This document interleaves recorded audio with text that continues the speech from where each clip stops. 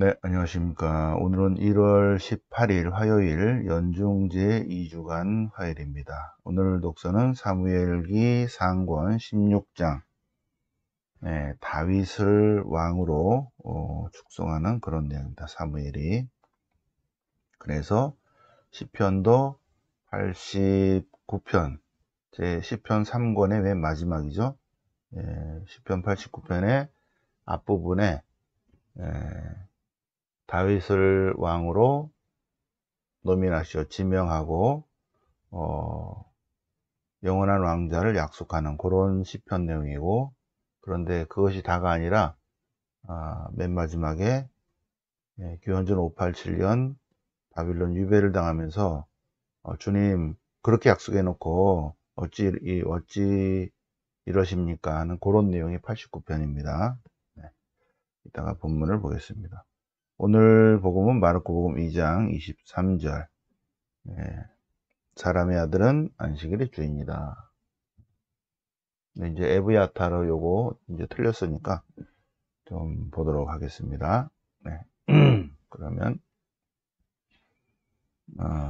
성경 본문을 이제 보실까요? 네. 성경 본문을 보시겠습니다. 자, 자, 사무엘기 상권 16장. 다윗에게 기름을 붓다.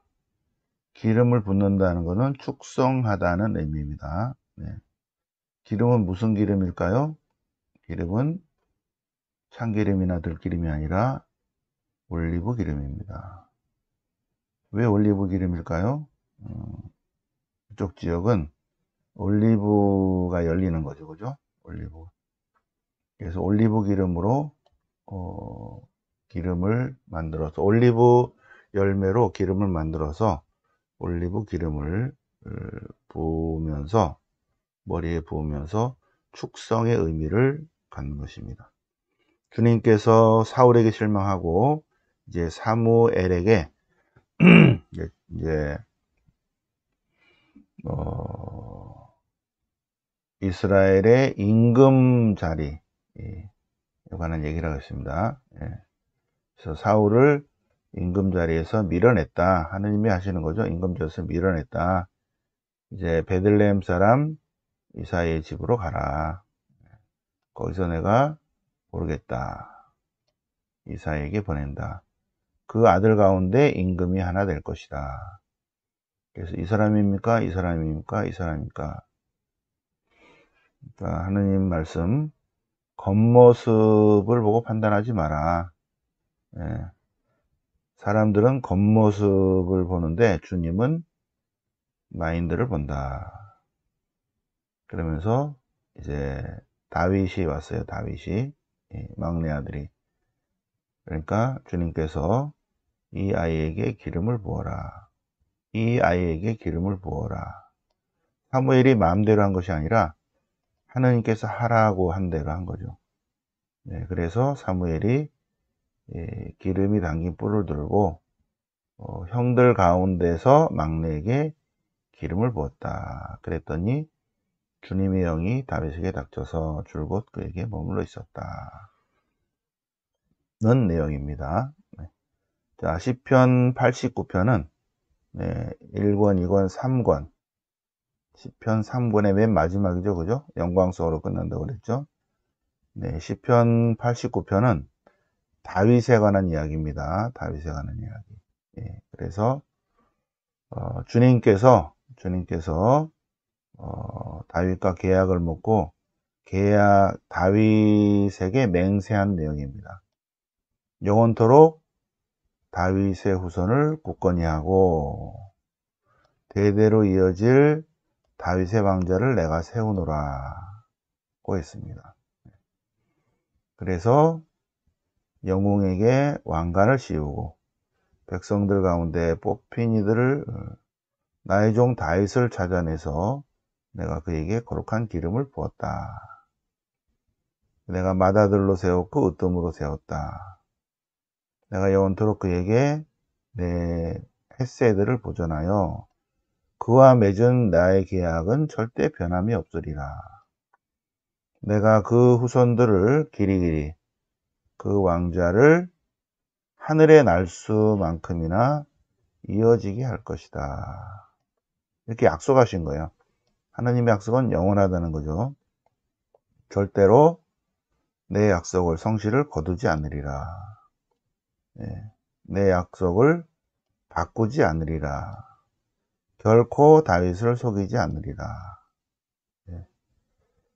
그의 후손은 다윗의 후손은 영원히 존속하고 다윗의 왕자는 태양과 같이 내 앞에 있으리라. 구름 사이에 자리 잡은 충실한 증인으로 영원히 지속되는 달과 같으리라. 네. 이렇게 다윗에게 하신 주님의 맹세는 영원하리라. 다윗과 맺은 계약은 변함이 없으리라. 그래서 주님께서 다윗의 후손들은 영원히 존속하고 다윗의 왕자는 태양같이 영원하리라.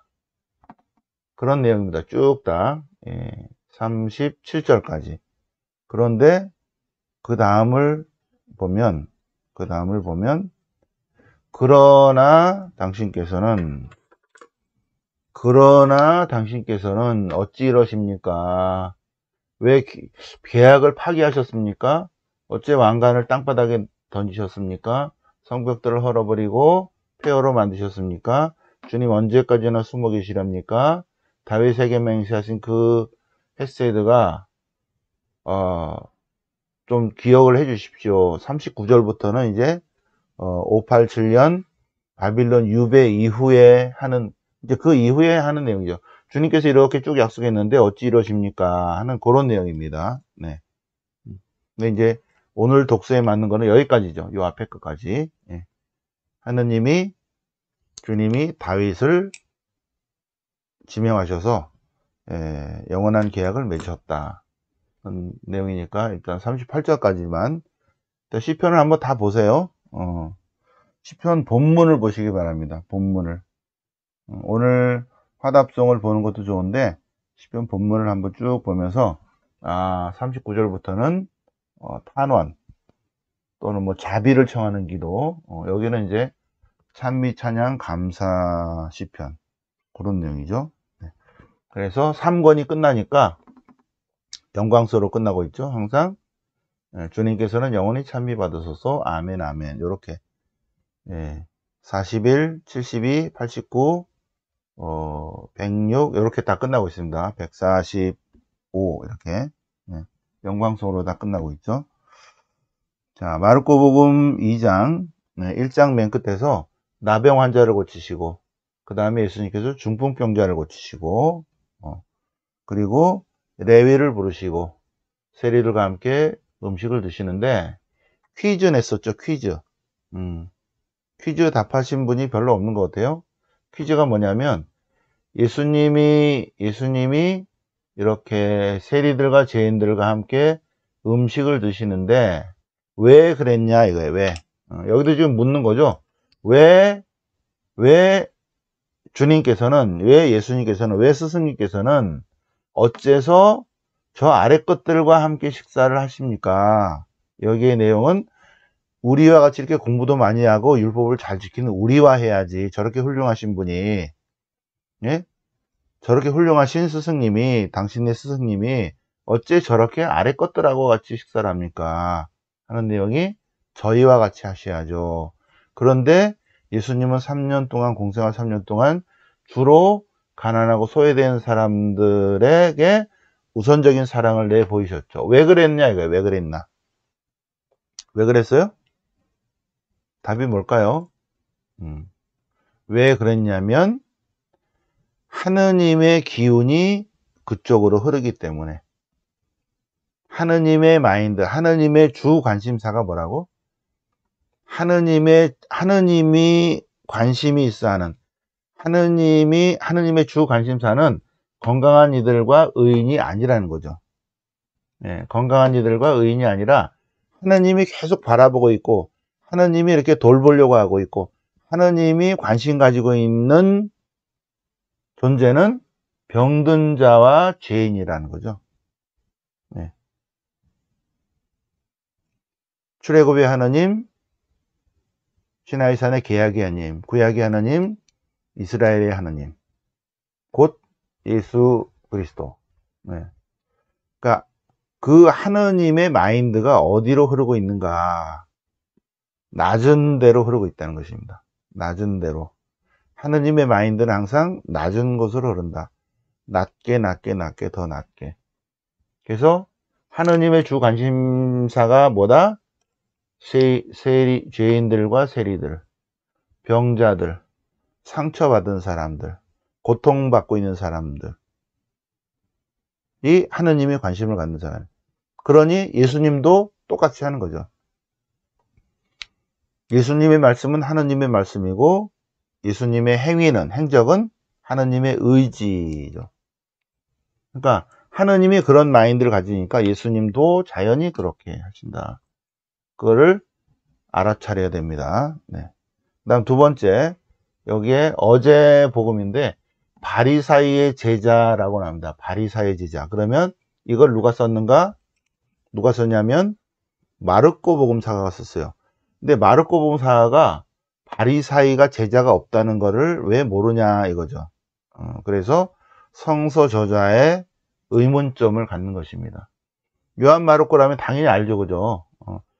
율법학자와 바리사이 차이는 뭐냐면, 율법학자는 율법을 연구하고 공부하고 가르치는 사람이고, 그래서 율법학자는 제자가 있고, 바리사이는 그냥 평신도입니다. 예. 율법학자는 학자예요, 학자. 학자고 전문가고 제자가 있고, 그리고 바리사이는 그 율법을 철저히 지키는 평신도예요. 평신도니까 무슨 뭐 가리키는 게 없죠. 지키는 사람이에요. 그러니까 바리사이는 제자가 없습니다. 그러면 바리사이면은 율법학자입니까? 아니죠. 율법학자면 바리사이일 수 있어요? 그렇죠. 그럴 수 있죠. 율법학자면 바리사이일 수도 있고 아닐 수도 있죠. 그러면 바리사이면 반드시 율법학자입니까? 그렇지 않죠. 율법학자면 바리사이일 수 있습니까? 그럴 수도 있고 아닐 수도 있고. 네. 그러나 바리사이의 제자는 없어요. 그래서 이 마르코 복음 쓴 사람은 아마 디아스포라 유다인일 것이다 라고 해외에서 하는 그럴 거라고 이제 추정을 하는 것입니다. 자, 그 다음에 오늘 복음에 에브야타르가 나오는데 이건 이제 다 알고 계시죠? 사람의 아들이 안식일이 주인이다. 이게 이제 쉽게 설명하면 뭐냐면 군정신부가 있습니다. 군정신부는 계속 부대마다 다니면서 미사를 해야 돼요. 예, 주일날 이 부대 갔다가 저 부대 갔다가 뭐 계속. 그래서 군정신부에게는 식사 전 1시간 전에 식사하는 거가 관면이 돼 있어요. 그러니까 보통 우리들은 미사하기 1시간 전에 음식을 안 먹죠, 그죠? 경건한 마음을 갖기 위해서. 그런데 군정신부는 그렇게 하려면 하루 종일 굶어야 돼, 주일날. 왜냐하면 이 부대 가서 미사하고 또 저 부대 가서 미사하고 또 저 부대 가서 미사, 하루 종일 미사해야 되니까. 그걸 지키려면. 그런데 그걸 지킬 수 있고 안 지킬 수 있는 권한이 누구한테 있다? 신부한테 있는 거죠. 자기한테 권한이 있다는 거죠. 여기도 마찬가지로 다윗에게 빵을 주고 안 주고, 그러니까 축성된 빵을, 사제들만 먹는 빵, 축성된 빵을 주고 안 주고의 권한은 누구한테 있다? 예, 사제에게 있다. 예. 아히멜렉 사제에게 있다. 그거 예입니다. 그래서 안식일이 사람을 위한 것이다. 예. 사람이 안식을 하는 것이 아니다. 예.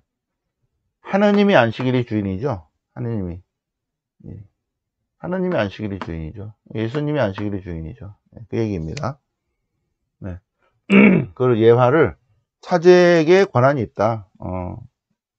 사제에게 권한이 있다. 빵을 주고 안 주고의 권한은. 왜 안식일에 해서는 안 되는 일을 합니까? 그러니까 안식일에 해서는 안 되는 일을 하고 해서 되는 일을 하는 권한이 주인에게 있는 거죠. 주님에게 있는 것입니다. 그 얘기입니다. 그러면 그 본문을 잠깐 같이 보시겠습니다. 성경 본문을 보시겠습니다. 자, 그래서 여기서 에브야타르라는 단어를 보겠습니다. 에브야타르. 어저께 우리 월성에 나와서 공부하신 분들은 차독에 대해서 쭉 잘 들으셨어요. 차독. 에브야타르를 나중에 차독과 함께 나중에 또 설명을 드리겠습니다. 사무엘기 상권 21장을 보시면 사무엘기 상권 21장을 보시면 이제 다윗이 사울에게 쫓기면서 도망 다니는 거죠. 예, 그러다가 이제 배가 고파서 다윗과 부대원들이 해서 노베 사제 아히멜렉이 갔습니다. 노베 사제 아히멜렉을 찾아가서 배가 고프니 빵을 좀 달라 한 것입니다. 빵을. 네, 나와 부하들이 지금 배가 고프으니까 빵을 좀 줬으면 좋겠다. 그러니까 사제들만 먹는 숙성된 빵밖에 없다. 이렇게 대답을 하죠. 사제들만 먹는 여기 거룩한 빵, 숙성된 빵뿐입니다. 그러니까 다윗이 뭐라고 하냐면 아히멜렉 사제에게 그 빵을 주고 안 주고는 당신의 권한입니다. 예, 그러니 좋은 말 할 때 주시오. 그래서 사제의 권한이니까 줄 수 있고 안 줄 수 있죠. 그래서 사제가 거룩한 빵을 다윗과 그 부하들에게 주었다. 그런 내용입니다. 예. 그래서 그거를 여기 에돔 사람 도액이 보고 있었어요. 에돔 사람 도액이. 근데 다윗이 뭐 무기 없나 그래서 이제 칼을 받았다는 거죠. 그리고 다윗이 계속 도망 다닙니다. 다윗이 필리스티아로 망명하고 또 다윗이 모압 지역으로 또 왔다 갔다 이제 도망 다닙니다. 도망 다녀. 그러고 이제 다윗이 도망 다니고 있을 때 사울 왕이 그 얘기를 듣고 사울 왕이 노브를 찾아갑니다. 노브를 찾아가서 아히멜렉을 찾아가서 여기 다윗이 왔다 갔냐? 왔다 갔습니다. 어떻게 했냐? 그래서 빵도 주고 무기도 줬는데요. 너 어찌 그랬냐? 아니 그 사람 훌륭한 사람 아닙니까? 임금님의 신하 가운데 다윗만큼 훌륭한 사람이 어디 있습니까? 훌륭하신데 그래서 제가 도와줬습니다. 그러니까 야, 이 나쁜 놈 같으니라고 그래서 사울이 저놈을 죽여라. 그러니까 사제를 누가 못 죽이죠. 그런데 에돔 사람 도액이 야 네가 쳐라 그랬더니 여기는 이제 에돔 사람이니까 에사우의 후손이죠. 그죠? 그러니까 85명을 죽였다는 거예요. 사제들 85명을 죽였다. 그런데 아버지 아히멜렉과 그 삼촌들이 죽는 것을 보면서 도망간 아들이 있었는데 그 아들이 에브야타르라는 것입니다. 20절. 에브야타르가 이제 한 명이 도망갔습니다. 그래서 다윗에게 가서 사울이 아버지와 삼촌들을 다 죽였다는 소식을 전했습니다. 그러니까 다윗이 너무 미안하다, 에브야타르. 너무 미안하다. 내가 그때 되게 어려울 때 당신 아버지가 나를 도와주고 그래서 우리 군대가 힘을 얻고 또 피난 갔지만 그래도 했는데 만약에 내가 왕이 되면 내가 너를 대사제로 하겠다. 사제니까 사제 집안이니까 일단은 나하고 같이 있자. 에돔 사람 도액이 있는 걸 내가 그때 봤는데 그놈이 그렇게 꼰질러 갖고 그렇게 할지 몰랐다. 에돔 사람 도액이 85명이나 사제들을 죽였잖아. 그죠? 그래서 일단 내 옆에 있어라. 그래서 나중에 다윗이 왕이 됐을 때 다윗의 대사제는 에브야타르예요. 다윗의 대사제는. 그런데 솔로몬이 에브야타르를 제거하고 차독을 대사제로 했죠. 근데 다윗이 왕일 때는 두 사제가 있었습니다. 에브야타르도 있고 차독도 있고 두 대사제가 번갈아 가면서 했는데 솔로몬이 왕권을 잡으면서 바로 다 제거시켜 버렸죠. 솔로몬이 자기 외삼촌네 집안을 쭉 다 드린 거죠. 그죠? 그래서 에브야타르와 아히멜렉이 있다. 에브야타르는 아들이고 아버지는 아히멜렉이에요. 아버지는 아히멜렉. 예. 그런데 복음이 뭐죠? 에브야타르 대사제 때 그랬다잖아. 그러니까 아히멜렉 대사제 때 그랬는데 에브야타르는 그 아들인데 마르코 복음사가가 약간 헷갈렸어요. 무슨 서류를 보고 한 게 아니기 때문에 기억에 의해서 썼는데 틀렸다. 그래서 틀린 거를 바꿔서 복음을 수정한 것이 아니라 이렇게 그냥 그러니까 플러스 70년에 확정된 거를 안 바꾸고 틀렸으면 이 각주에다 밑에 에브야타르 사제가 아니라 아히멜렉 대사제이다라고 밑에 이제 각주를 달 뿐이지 성서 본문은 고치지 못하죠. 그죠? 그대로 놔둡니다. 마르코 복음사가의 착각이다. 이렇게 해설을 하게 됩니다. 자, 오늘 복음은 그래서 어쨌든 마르코 복음 설명을 좀 드렸고요. 사람의 아들이 안식일의 주인이다. 요 사람의 아들이라는 이 표현도 묵시문학적 표현이라고 그랬죠. 오시기로 된 메시아에 관한 표현입니다. 사람이 안식일이 사람을 위하여 생긴 것이다. 묵상을 하시면서 오늘 하루 잘 지내시겠습니다. 영광이 성부와 성자와 성령께 처음과 같이 이제 항상 영원히 아멘. 성부와 성자와 성령의 이름으로 아멘.